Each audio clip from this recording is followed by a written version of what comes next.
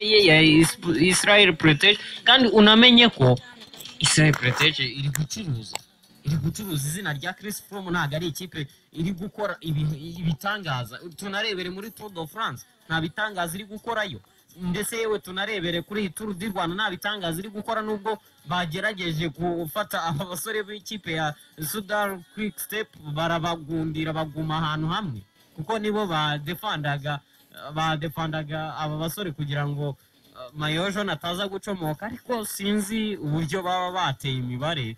Ubwo n'abasipesiyaliste mu igare tuzagenda tubashaka bagire byinshi baduhaho, kuko uburyo badefandaga nabonaga bari buze gukora akantu mu b'imbere, ariko byaje kurangira nta bakinnyi babo bahageze mbere. Harimo imibare myinshi.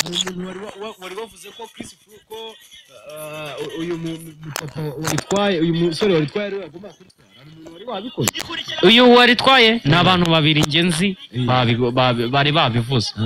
Hera kuri mukuru wacu hariya kuri mu gitangazamakuru cy'igihugu Kayishema yo kubira.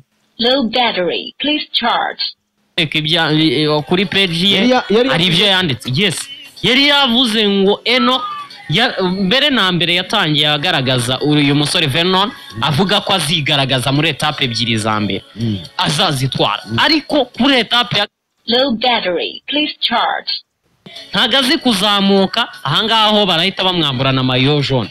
None byabaye kandi uwo yavuze ko ari uzigaragaza niwe wayitwaye. Ya nubundi ku igare turabazi. Hari n'undi mugabo witwa Low battery, please charge.